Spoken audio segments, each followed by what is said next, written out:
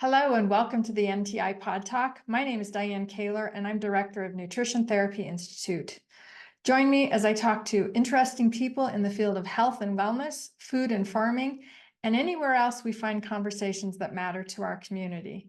By listening, you'll learn a little about NTI and a lot about the things and people around you that make a difference for your wellness.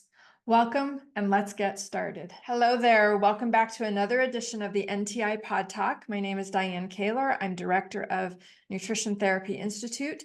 And today I have the honor and pleasure of having Dr. Chris Knobbe on the website or on the, podcast, because Dr.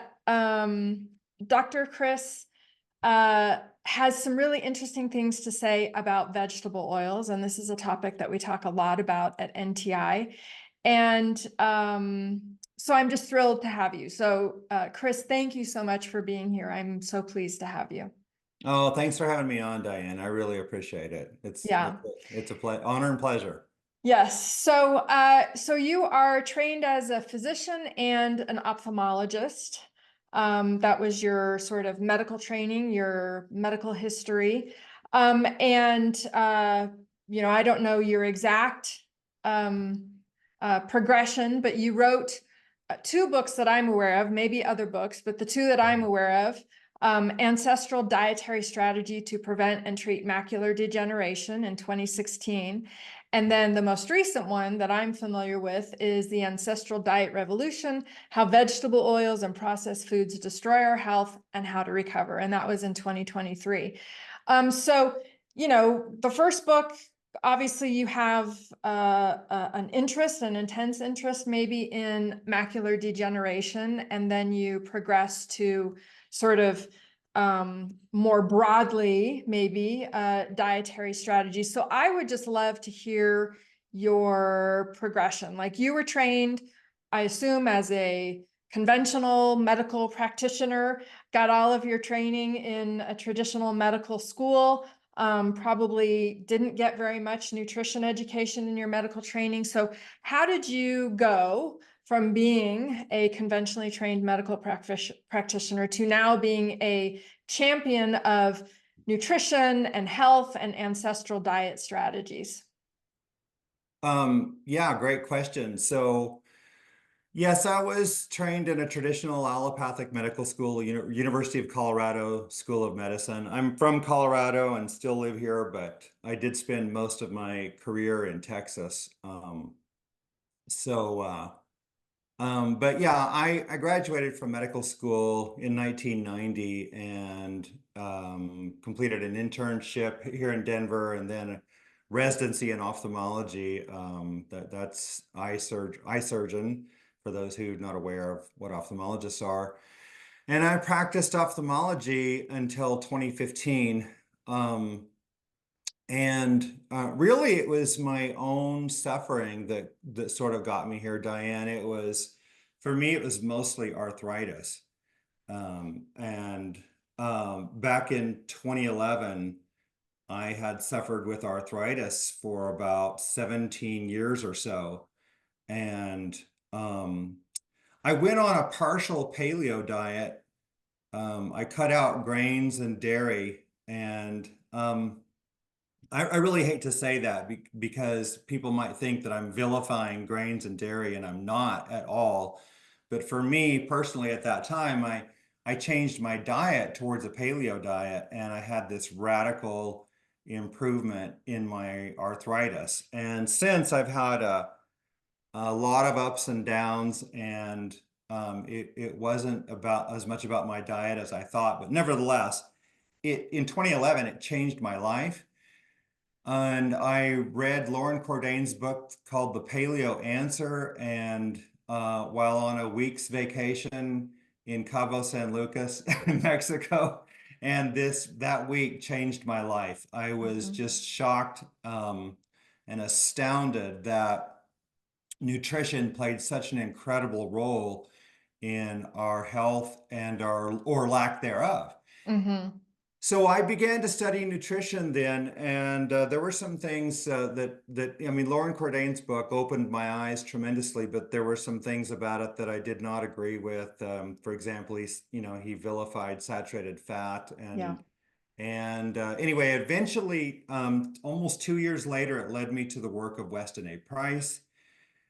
And I'm sure probably everyone listening to this knows who Weston Price is, but Weston Price did research on ancestrally living populations as they transition to westernized diets, and noted that processed foods, mainly refined flours, sugars, and canned goods, sweets, vegetable oils, those type of foods were driving chronic disease and degenerative disease. And so this has been the guide that Weston Price's work then guided everything that I've done ever since.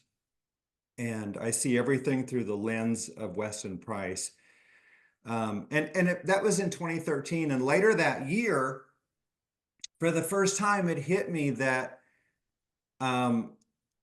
age-related macular degeneration, or AMD, the leading cause of irreversible vision loss and blindness in people over the age of 50 worldwide, that this disease that we ophthalmologists take care of every single day, and lots of it, might be a disease driven by processed foods. And at the time, the theory was entirely that AMD is a disease of aging and genetics. And that's Yeah. still the reigning theory from allopathic medicine and ophthalmology. And so I began to study that while I was still in practice. And by February of 2015, I was so convinced that I was on the right path, at least that, that this needed my full-time attention. And I left practice temporarily and then permanently a few months later, and decided to pursue this full time. And the evidence, well, let me back up. So I worked with a nutrition researcher from Europe and a number of ophthalmologists in the South Pacific Islands, where they have almost no macular degeneration. And we connected data on sugar and vegetable oil consumption as markers of processed foods to AMD prevalence in 25 nations. And that hypothesis that processed foods are driving macular degeneration was supported by the data in all 25 nations. And so we published that data in a scientific paper. I published a book and started a nonprofit foundation, and I've never looked back. But and then, within a couple of years, by 2018, my research kept bringing me back to the fact that it always seemed to be the seed oils, the industrial seed oils, that were the primary drivers of overweight, obesity, and all this chronic disease, like coronary heart disease, strokes, cancer, diabetes, metabolic syndrome, Alzheimer, so forth. And I didn't feel like that was really all that well recognized, either in allopathic medicine or even in nutrition circles. And so I began to speak and publish on that, beginning mostly in 2019. And so that's where my work has been mostly over the last 9 years. Is I've worked a lot at the correlations and the causation between whatever it is that's driving all this chronic disease. And the evidence keeps coming back to the fact that the seed oils play a very, very major role. Yeah. So interesting to hear your path, because I had a similar path. I was not trained in medicine and allopathic medicine, but I had a similar experience where I read not the Dr. Cordain's book about the paleo diet, but I read Sally Fallon's Nourishing Traditions over a week in Hawaii. Yeah. And that book changed my life as well, because, as you're very well aware, it is a book that kind of puts a lot of Dr. Price's principles into practice by being a nominally a cookbook, but the first 61 pages are a primer on nutrition that the pragmatic, conventional nutrition experts, so to speak, do not talk about and don't want us to know about. So I had a similar sort of entry into this concept that ancestral diets are much more beneficial and all those kinds of things. And these are questions that I actually want to talk to you about, like, what is an ancestral diet? But before we get there, I do want to, really focus on seed oils, AKA vegetable oils. The food industry loves to call them vegetable oils to kind of put this halo effect, Right. because everybody's like, oh, vegetables are good for you, so therefore vegetable oils must be good for you. But as we know, and as you've already said, these are actually seed oils. They come from seeds, not vegetables.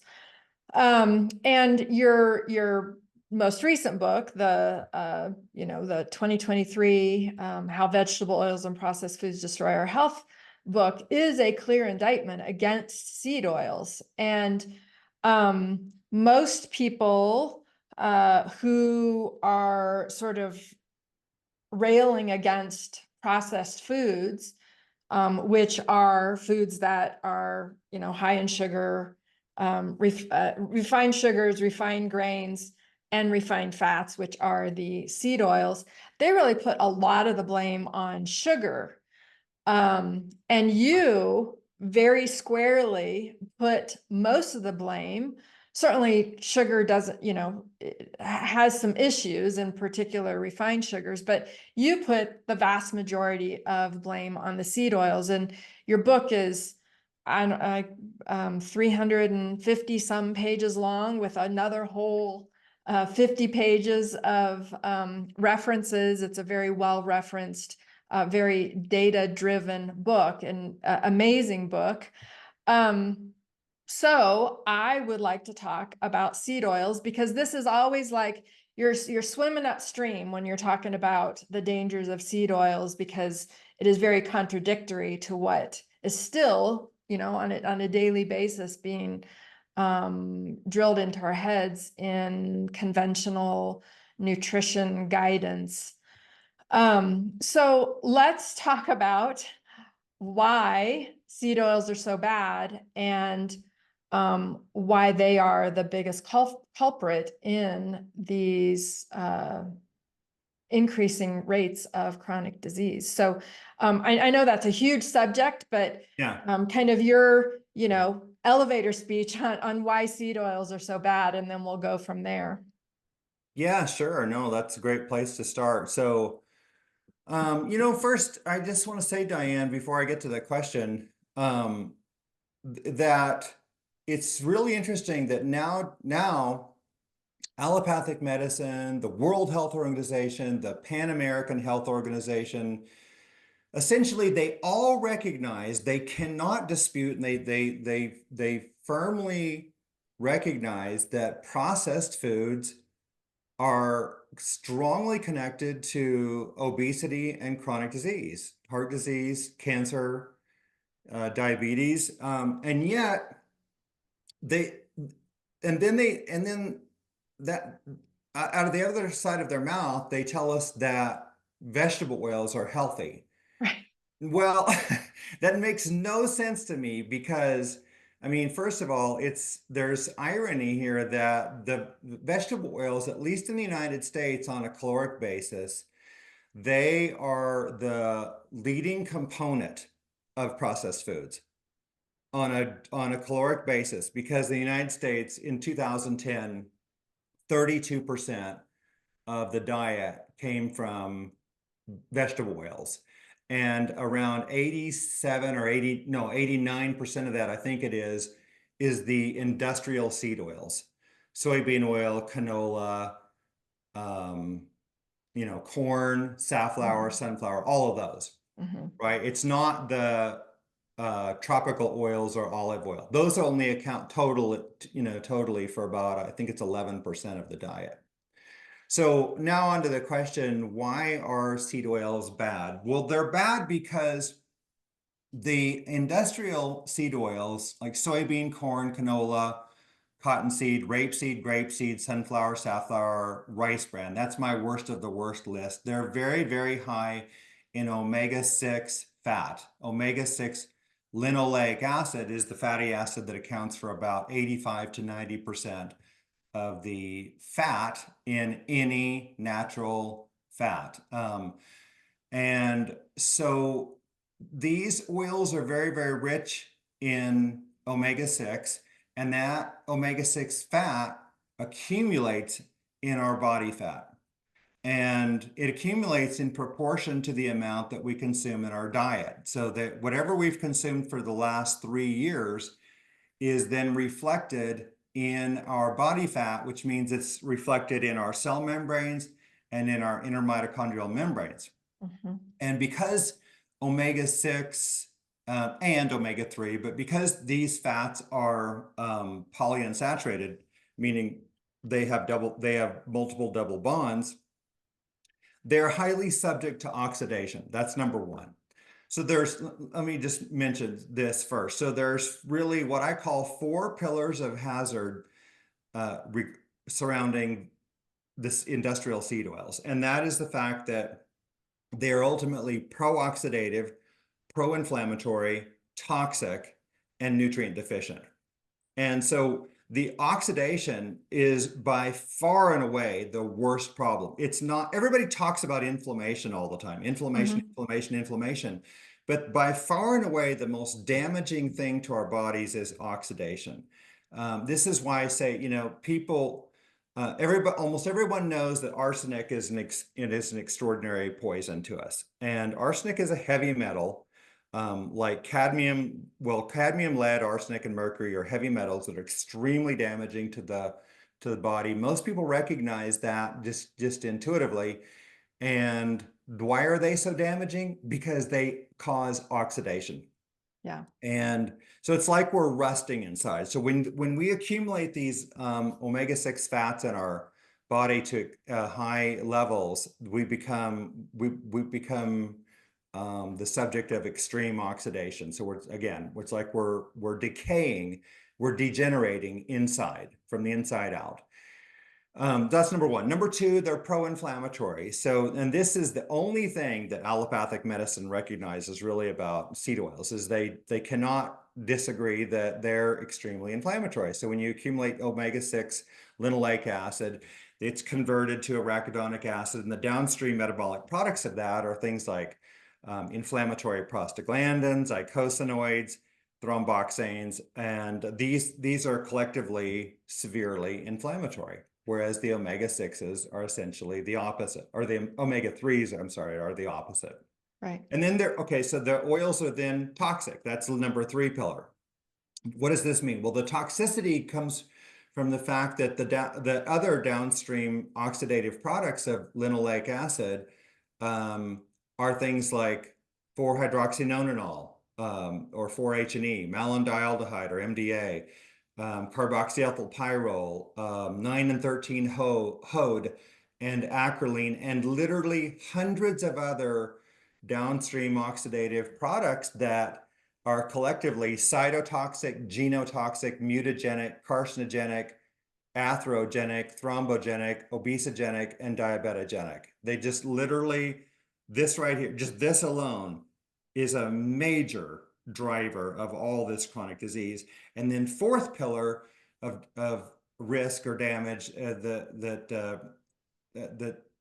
is related to these seed oils is the fact that they're nutrient deficient. They do not contain vitamins A, D, or K2, and this is across the board for all of the vegetable oils, even the ones that are healthy, like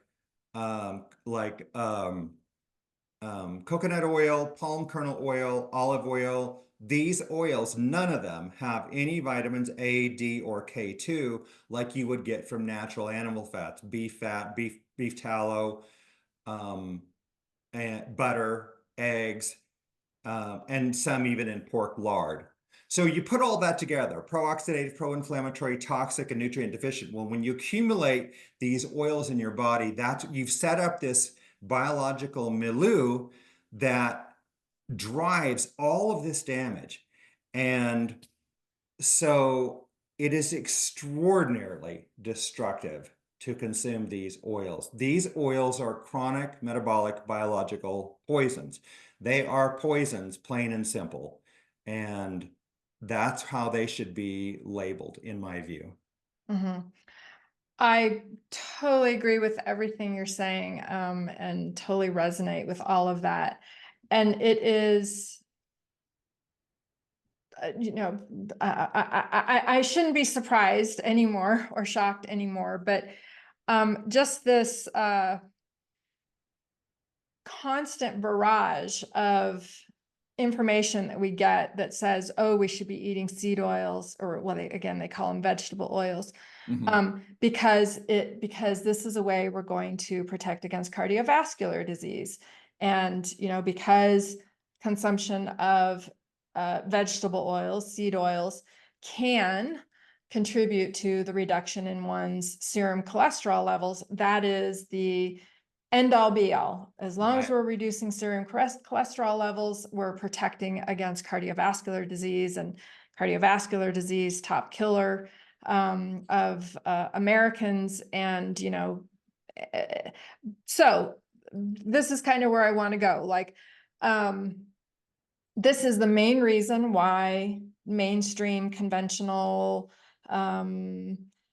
health experts, nutrition experts, et cetera, the federal government, dietary recommendations are all suggesting that we should consume more vegetable oils because it's going to protect us against cardiovascular disease. So, you write a lot in your book about many chronic illnesses, cardiovascular disease being only one of them, and the contribution of seed oils to all of these chronic illnesses.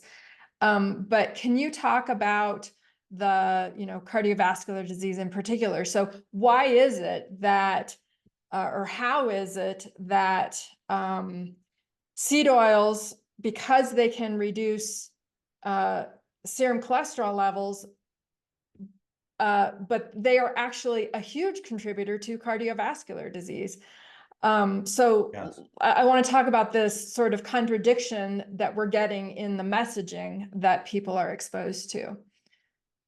Yes. So you're absolutely right. It's just insanity that mainstream allopathic medicine, to me, is still vilifying saturated fat and telling us that we should consume seed oils because they lower cholesterol. And I always say, indeed they do. So does arsenic.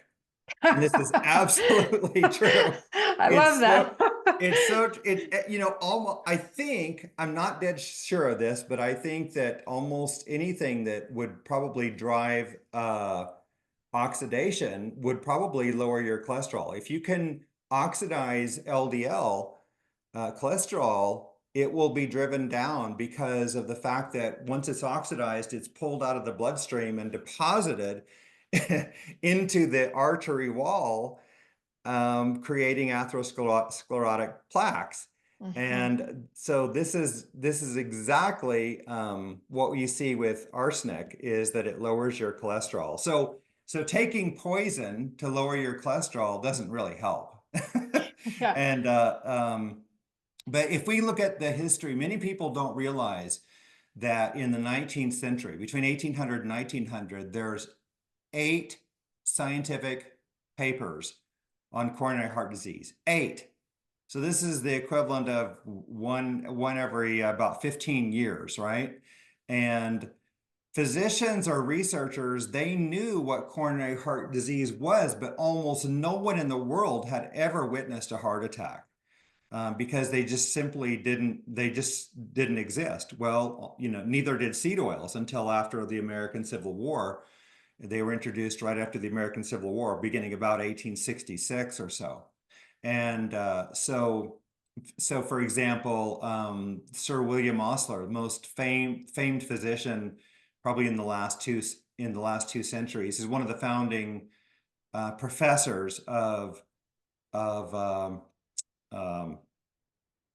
Johns Hopkins Hospital back in the 1880s. In 1890, in the 1890s, he published some evidence about angina, the chest pain related to coronary heart disease, for example. And he'd only witnessed about 6 cases of angina, or known about 6 cases of angina in the previous 21 years of his hospital experience. But by 1908, I believe it was, or 1910, he'd witnessed an additional 208 cases in that decade. So in other words, the angina level was rising very substantially. And but James Herrick, physician in the United States, published the first documented case of myocardial infarction heart attack in 1912. And then nobody had even took that seriously. It wasn't even remarked. There was no remarks about his paper until about a decade later. So physicians in the 1920s then began to take his paper seriously, because again, nobody ever saw coronary heart disease or heart attacks in, up through the 19 teens or 20s for the most part. They started to see heart attacks in the 20s. By the 1930s, coronary heart disease had become the leading cause of death in the United States, but it was unknown in 1910. Why? And so today, nearly 1 out of 3 people dies of coronary heart disease. So what was happening? Well, seed oils were introduced in 1866 in the United States. So they averaged roughly about 1 gram per person per day in late 1860s. They were still at that level through 1908. 1909, soybean oil was introduced. That was the second oil. So cottonseed was the first, and then soybean oil in 1909. And immediately in 1909, vegetable oil consumption shot up to an average of 9 grams per person per day. That elevated to 19 grams by 1960 and was 80 grams per person per day by 2010. And so just while I'm here on this, with this data, 80 grams did I say 1910? I meant 2010 if I said 1910. So in 2010, 2010, yeah. Okay, it was 80 grams per person per day. Well, 80 grams is 720 calories. That's 32% of US caloric intake. Now, there's some plate losses there, but that's the amount of vegetable oils that reach the consumer. That's data from the Food and Agriculture Organization. So right along with that, we see that, coronary heart disease went from virtually 0 in 1900 or 1910 to the leading cause of death in 1930s and remains so ever since, but it's increased drastically up until about 1970. And then since the 1970s, it's been on a downward trend. And that downward trend follows a great decrease in smoking. So I think there's 2 major causes of coronary heart disease, and it's vegetable oils, number 1, by far and away number 1, and smoking contributes to that.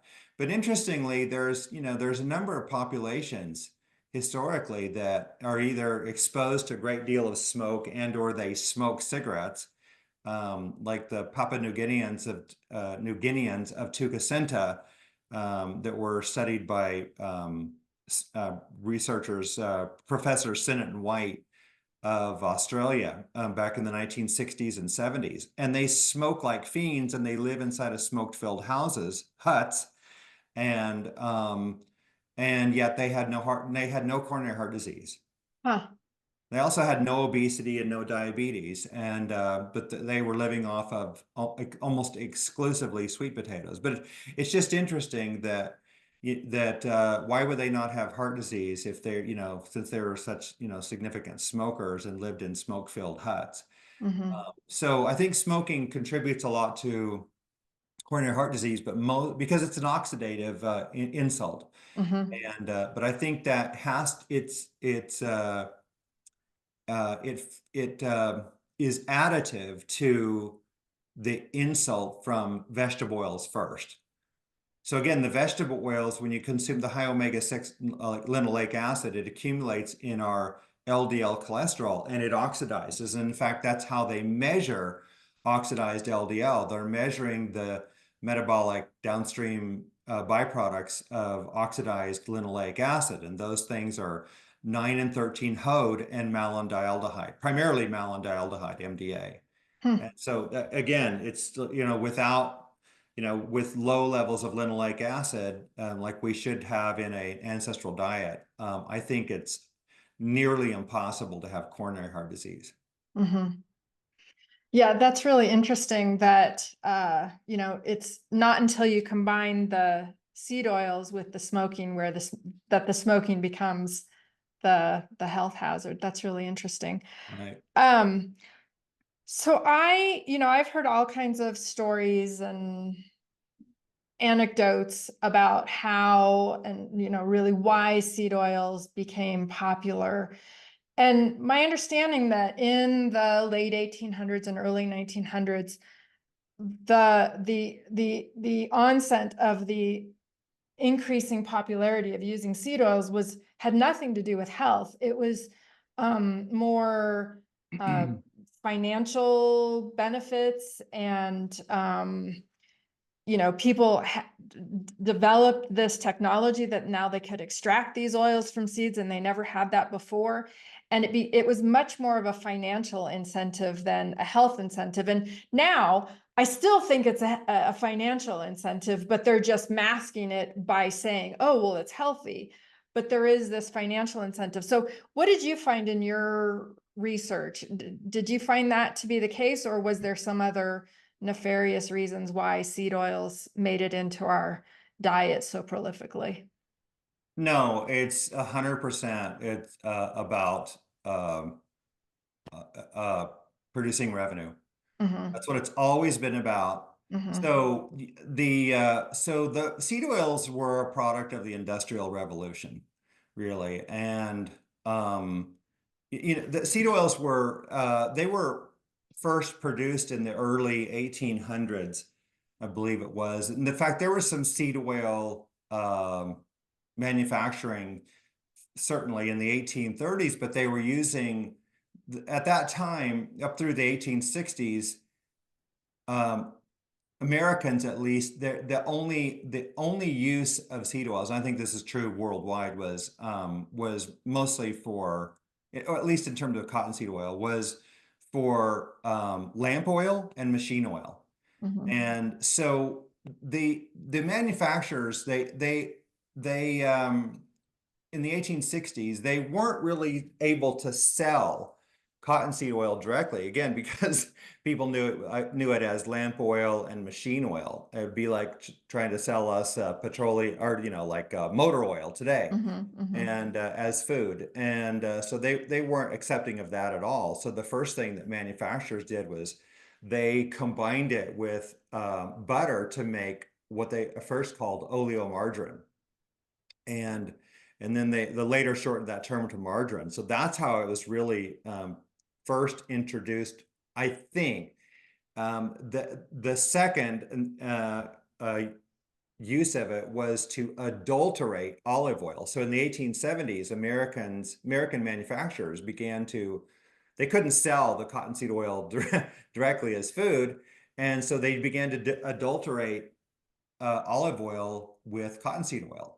And in fact, in 1880, we had sent, I think it was 55,000 barrels of so-called olive oil to Europe, and France made complaint back to the US and said, this is not olive oil.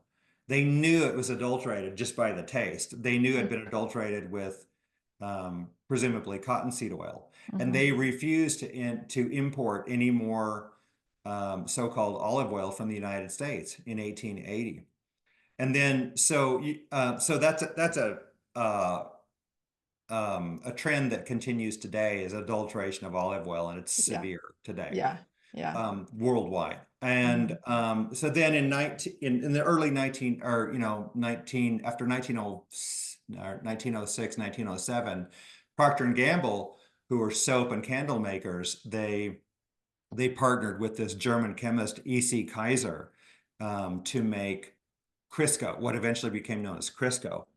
E.C. Kaiser, this German chemist, knew how to bubble hydrogen gas through cottonseed oil in the presence of a nickel catalyst and produce this semi-solid substance that looked a lot like lard. And so that's what they called Crisco. And so Crisco is really crystallized cottonseed oil. That's where its name came from. And so they introduced that in 1911.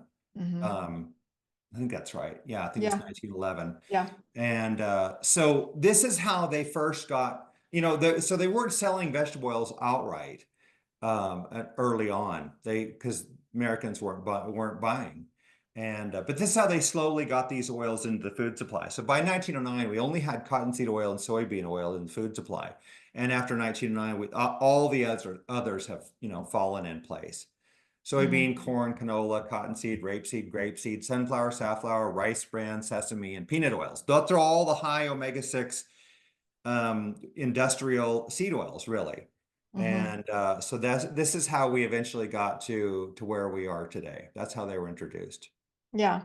I love how all of those flow so easily off your tongue. I always have to stop and like count on my fingers. But yeah, and so many of those are like have this culinary appeal, like because they have a high smoke point, like grapeseed, like that's, has a high smoke point. It's a really great oil to cook with. And, even we have not only in our school, we have a nutrition therapist training program, but we also have a natural food chef training program.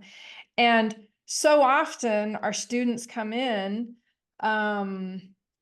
believing that grapeseed oil has some sort of, I don't know, magical powers to be this great culinary oil because it has a high smoke point. And, we don't use it here in our kitchen. And so, the very first class that I teach in our natural food chef training program is about cooking oils and why is it exactly that we don't use any of these seed oils, including grapeseed oil, which is sort of the I don't know, the belle of the ball in terms of culinary oils. So I love that you are, specifically stating all of these and as being the problem oils. So I don't know if you have any comments about that, but I do. One thing is, so people need to realize that the seed oils, they run in omega-6 content from a low of about 20% in canola oil up to a high of 78% in safflower oil. Soybean oil, the most consumed oil in the United States, is about 56% omega-6 linoleic acid. This is all the omega-6 linoleic acid percentage. So they all run that gamut from about 20% to 78%. Now compare and contrast that to naturally raised, butter, lard, beef tallow, and even chicken fat. Those fats would all be about 1.5 to 2.5% omega-6 linoleic acid, roughly. Maybe up to 3.5, or even 4%. But that's where we need to be. That's what we should be consuming, is those fats. And that's why, so we looked at that omega-6 linoleic acid consumption in Americans beginning in 1865, when we had absolutely zero oils. So we modeled the American diet, and the omega-6 linoleic acid consumption was about 1.1% of the diet, about 2.2 to 2.6 grams per person per day. That doubled between 1865 and 1909. So 1909, we went from about 2.4 grams to about 4.8 grams. And that's 2.2% omega-6 linoleic acid. By late 90s, we were at 7.8%, I believe it was. I don't remember that number specifically. And then, but 2008, we're at 11.8% omega-6 linoleic acid, or 29 grams per person per day. Mm. So we went from 2.4 grams in 1865 to 29 grams per person per day in 2008. So a period of 145 years. And with that came, a 35-fold increase in obesity, a 4,643-fold increase in diabetes, a 200-fold increase in cancer deaths, and then really, I can't even give a number, but almost an infinite increase in coronary heart disease, and age-related macular degeneration. Mm-hmm. So they Yes. all parallel this incredible increase of omega-6, and it all makes perfect sense to me. These were introduced there, we were told in the early 1900s, Procter and Gamble told us that these are healthy, they're Mm-hmm. clean. They basically tried to vilify the unclean, sort of dirty animal fats, and with Mm-hmm. this, the telling us that these are very healthy fats. For example, Crisco, and they have their lab technicians in their white coats and all that. Yeah, So pure. Mm-hmm. yeah, Mm-hmm. pure, it's healthy, makes your children behave better and all these things. Mm-hmm. So this is the perfect way to introduce a poison into the population. Is you do it very slowly, which that just happened naturally because gradually people began to buy it more and more, and tell them that it's healthy, and then the people gradually become more and more sick, and nobody points the finger at seed oils. If you had introduced seed oils in 1866 at 80 grams a day, everybody would have gotten sick, diabetic, developed heart disease very rapidly. I think it all would have been recognized. But the thing is that you went from 1 gram a day to 80 grams a day, an 80-fold increase over about 145 years. Right. That's the perfect way to put a poison into the population and get away with it. Yeah, and not have it be a glaring, uh, you know, problem.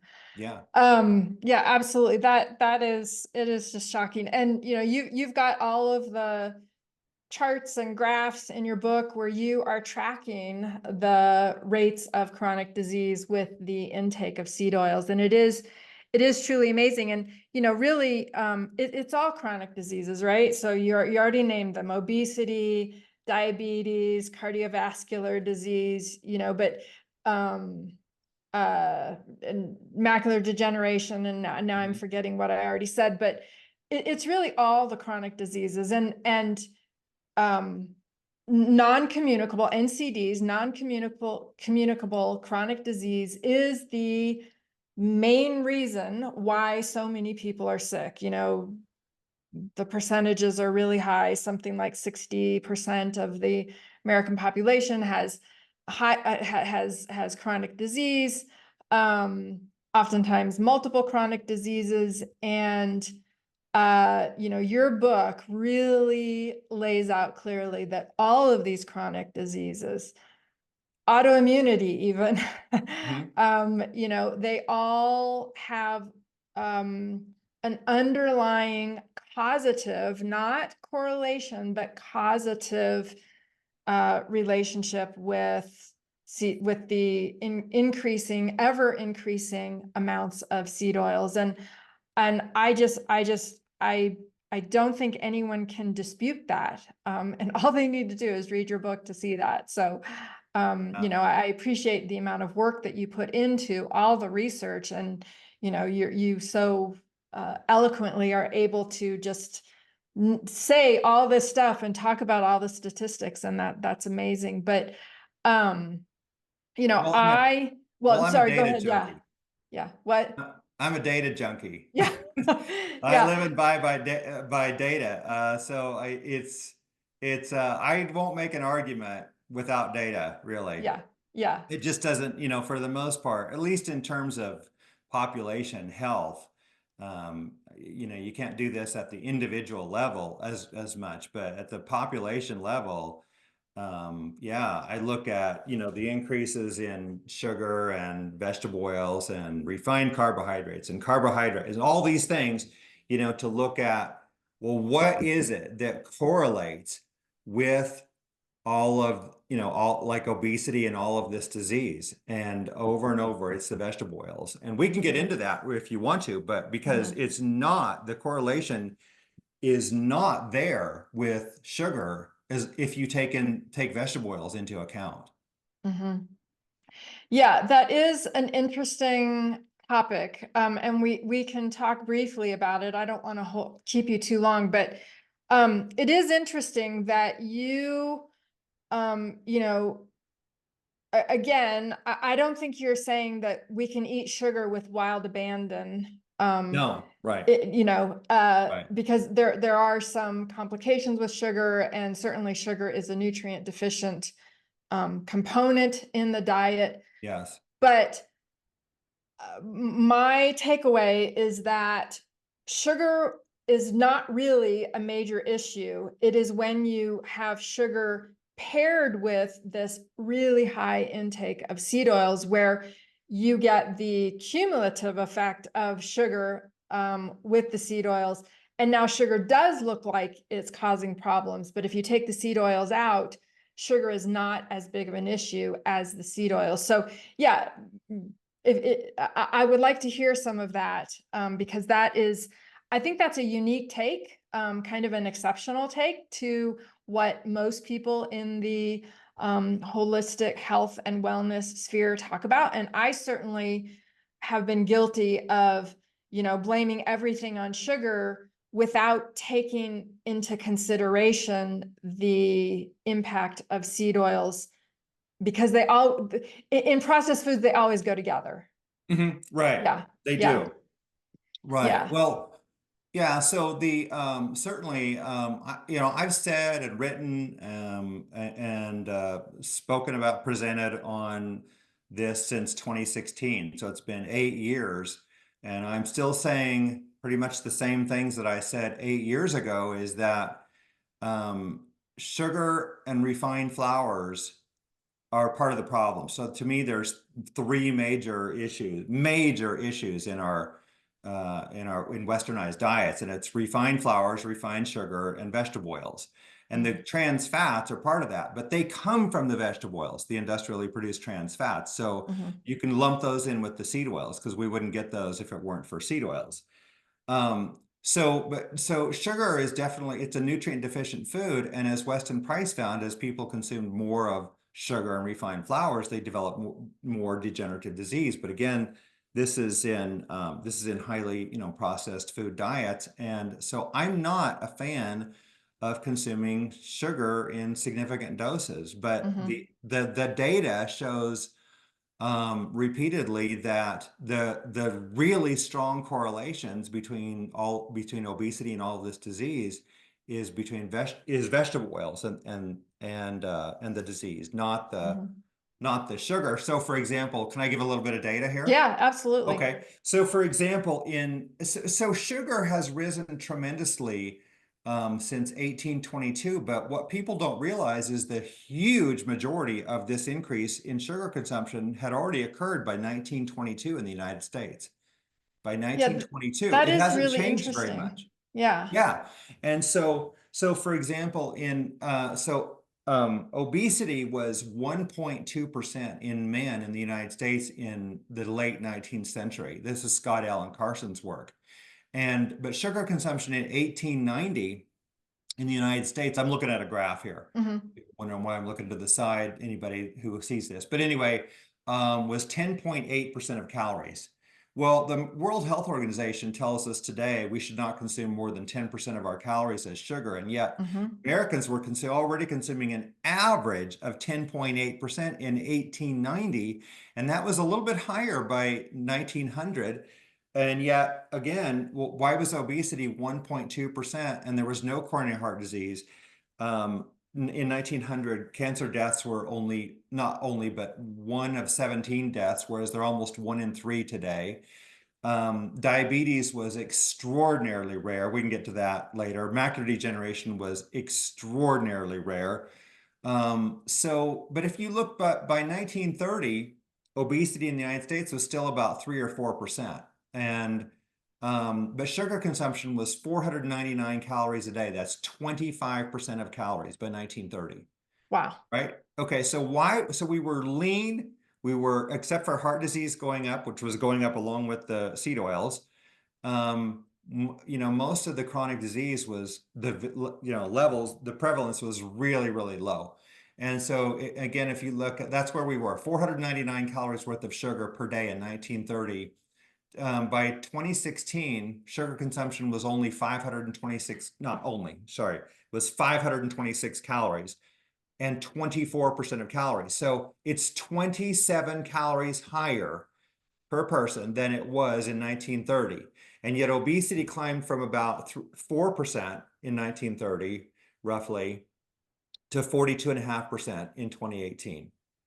So you have very little change in sugar but with this marked increase in obesity and all this other chronic disease. And so now if you look at, so the vegetable oil consumption, again, let's see. Oh, I don't have those numbers handy, sorry. But vegetable oil consumption was, I think, around 13 or 14 grams in around 1930. And again, by 2010, we're at 80 grams per person per day, right? So you see this strong correlation between obesity and diabetes and vegetable oils, but not with sugar. And I want to just, let me mention this. So between 1922 and 1987, I looked at this data because you could see that sugar consumption was almost flat in the United States, and everything I'm going to tell you here is all published evidence. So sugar consumption was 473 calories per person in 1922. It was 497 calories in 1987. So it went up 5% during that 65-year period, right? But obesity was 2.95% in 1922, elevated to 18.6% in 1987. Vegetable oils were at 78 calories per person per day in 1922 and 550 calories in 1987. So let me just summarize this. So sugar in the 65-year period, 1922 to 1987, sugar increased 5%, vegetable oils increased 605%, obesity increased 532%. So anybody who says sugar is the driver of obesity, they explain this. You cannot explain it. Right. The sugar's not going up. And after 1999, or at least after 2004, sugar has been on the decline, while obesity has gone through the roof. Now, it's the exact same situation, except it's even more impactful with diabetes. And I could give you those numbers as well if you're interested. Sure, yeah. Okay, so let me get to that graph real quick. So here's the data okay, so I'm going to give you the same time frame, 1922 to 1987. Again, sugar increased 5%, vegetable oils increased 605%, diabetes increased 2,800%. Wow. So diabetes increased in 1922 from 0.09% to 2.6% in that period, 1922 to 1987. So again, the sugar is not changing, but the vegetable oils went up 605%, right? And diabetes increased 29-fold, or 2,800%. So again, for sugar theorists, they need to explain this. Right. And quite frankly, they can't. They don't have anything to say about this because the data is all published. This all comes from published it. We've published it.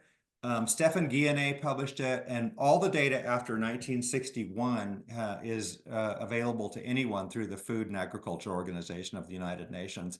And all the data I'm telling you is all published, like with the diabetes increase. So So again, it parallels vegetable oils. It does not parallel sugar. Yeah, that is so interesting because people would try to, have us believe that Americans are eating more sugar now than they ever have in the history. And what you're saying is that it's pretty much the same as it has been for the last 80, 90 years. And the thing that has changed is this dramatic increase in the amount of vegetable oils. And so it seems like maybe the purveyors of vegetable oils who are making all the money off of it are really happy that people are blaming sugar and maybe even contributing to the blame on sugar so that they can keep people from looking behind the curtain to see that it's actually the vegetable oils that have been increasing dramatically in step with the rates of chronic disease rather than the sugar amounts. So that is Absolutely. really fascinating. Yeah. Right. No, you're exactly right. I'm sure the vegetable oil manufacturers, they love the sugar theory of Sugar bashing. obesity and Yeah. chronic disease. I'm sure they love it, Yeah. and I'm sure that they just hate people like me. Yeah. Um, Yeah. but but as you know, I mean, I published around I think there's 80 graphs in my newest book, and I've been working on even more data that's not in the book. Like I was just talking to you, just giving you some of the Mhm. data there that shows these incredible correlations. And people then they may argue, well, they'd say, well, correlation is not causation, and Right. but what they don't understand is that correlation, the strength of the correlation is the single most important factor to determining causation. It's the single most important factor. So Bradford Hill's 9 criteria of causality. Number one Mhm. was strength of association, which Mm. is that's his number one and most important criteria to determine causality. Mm. And another way of putting strength of association is strength of correlation. And statistically speaking, that would be the correlation coefficient. And this is the kind of thing I work on. So if you don't have correlation, then it's extraordinarily difficult to prove causation. In other words, so if let me just go back to our example there. So if the dose of sugar, for example, is not changing while obesity and diabetes are going through the roof, then how can you explain that the sugar is the cause? Mhm. It really you can't make a cogent argument for that. Mhm. But because almost everything has a dose response. That's another of Bradford Hill criteria of causality, is that dose response, um, the effect of the dose, because the dose makes the poison. So the dose response, whether it's a drug or anything, is incredibly important. And if you say, well, you'd say, well, there's a ceiling to that effect, or there's a threshold effect, for example. You say, well, it only takes, if you're above 5% of your diet is sugar, it's inducing the cause. Well, then that still doesn't explain the fact that why is obesity and diabetes still going through the roof? Mhm. Right? You cannot, again, that their argument, it would falls apart, Mhm. because again, you've got another major component of the food supply that is rising in correlation to these diseases, and it's vegetable oils. Mhm. Yeah, fascinating. That is so amazing. Um, so I would like to get your take on what do you consider an optimal or ideal ancestral diet? Because you have that word ancestral diet in both the titles of both of your books. So I'd like to Mhm. get you to talk about what you consider an optimal ancestral diet. But I just want to preface it by saying that, I think that one of and I want to get your take on this and see if you agree with me. I think that probably one of the most impactful, the most beneficial thing that everyone and anyone can do to promote optimal health is to have a thick red line about the consumption of refined seed oils and vegetable oils, and eliminate them from the diet. Not just reduce and try to cut down, but actually eliminate them and not use them in their home, and make sure that they are diligent readers of ingredient labels on any sort of packaged food that they buy. And if it has anything that you have, talked about, the names of the oils that you've talked about, if it includes any of those in that food, then you put it back. You don't say, oh, I'll just eat a little bit. You actually put it back and you don't purchase it. That's the philosophy that I live by in my sort of oil world. So would you agree with that? Oh, 100%. Yeah. So it's hard to define an ancestral diet except to start by saying what it doesn't include. And Yes. it doesn't include refined flour, refined sugar, essentially, and it does not contain any refined vegetable oils. Yes. Now, it can contain coconut oil, palm kernel oil, and possibly true, authentic, fresh olive oil. But we cook everything in just butter.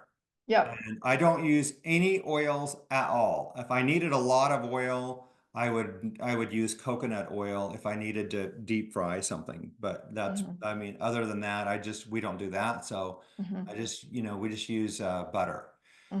So beyond that, ancestral diets, they run the gamut, a huge gamut. Yeah, But depending on the region and yes, geography and exactly. yeah. All those things. And so Yeah. they vary tremendously, but I'll say that there's two things about ancestral diets that they mostly are not.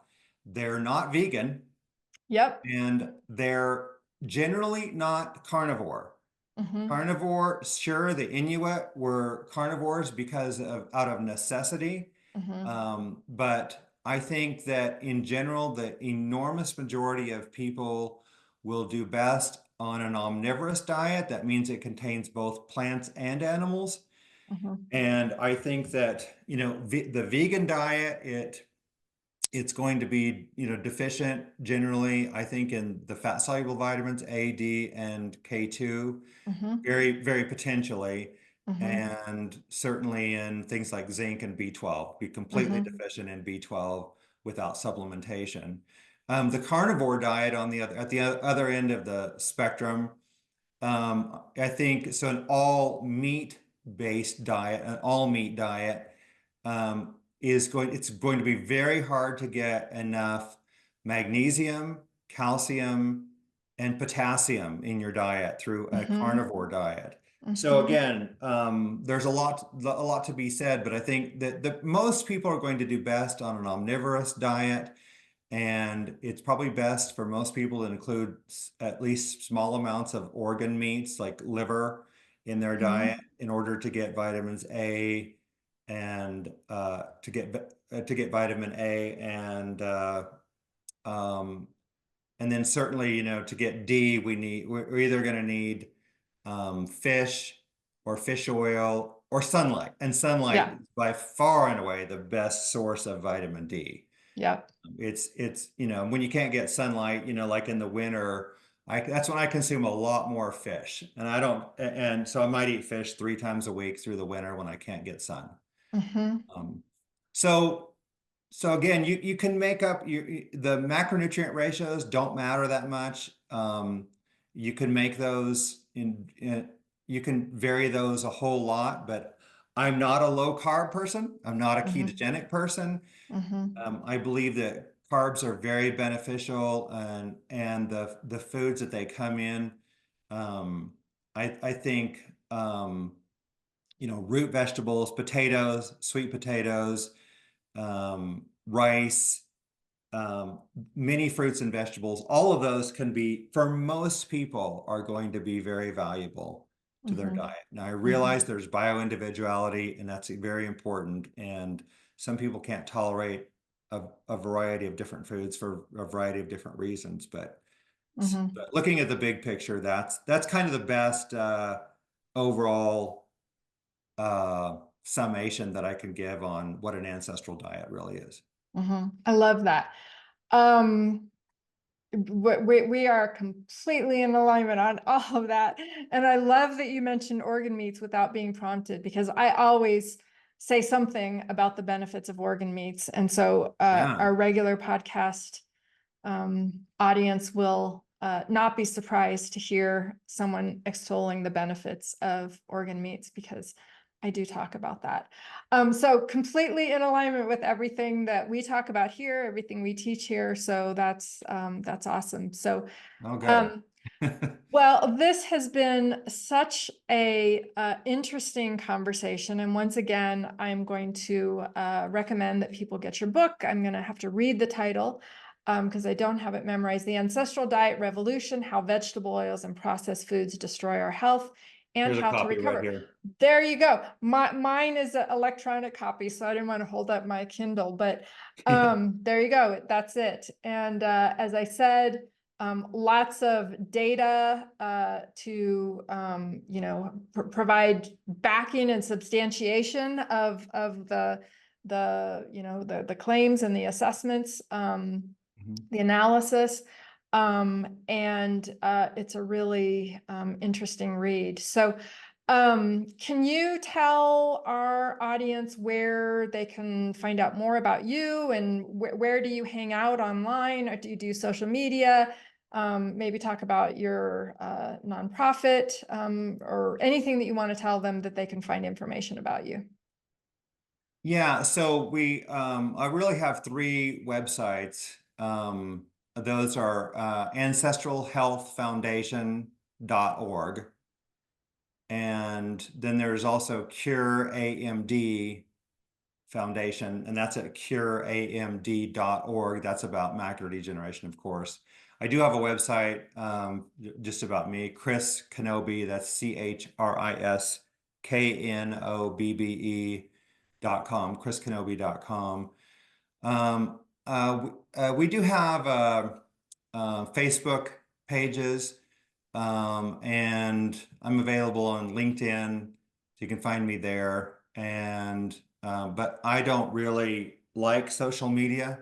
Hey, I'm right with you. I I'm right don't with really you. hang out there much. I'm a Yeah, that's great. researcher That's great. mostly, but I'd love for people to read the new book, The Ancestral Diet Revolution, or the book on macular degeneration, and I'd Mhm, love for them to leave us a review on Amazon. mhm, I don't earn anything from the work that I do in this field. I'm not paid to work in this field, and I don't accept royalties from my book sales. They go into our nonprofit organizations because I believe in this. I just believe that I've had a full career in ophthalmology, and I'm blessed to be able to do this work that I love. And what I love is mostly being a researcher. And mhm, but people can help spread the word through talking to others, and leaving us a review on Amazon, and those kind of things make a huge difference in terms of getting the word out. mhm. Yeah. Well, I'm doing my part here to promote your message. So thank Yes, you you so are. much.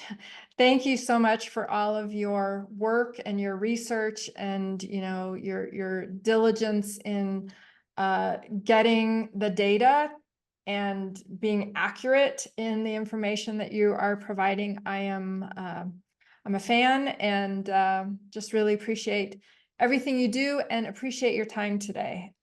So thank you so much. Oh, thank you so much, Diane. It's been an honor and a pleasure to be on your show, and I have so much respect for you and the work that you do. So Thank you. so I really appreciate that I had this opportunity with you. Great. All right. Well, have a great rest of your day. Hi, Diane Kaler here again. If you found this conversation interesting and haven't already become a student at NTI, check us out at ntischool.com. We hope to see you soon.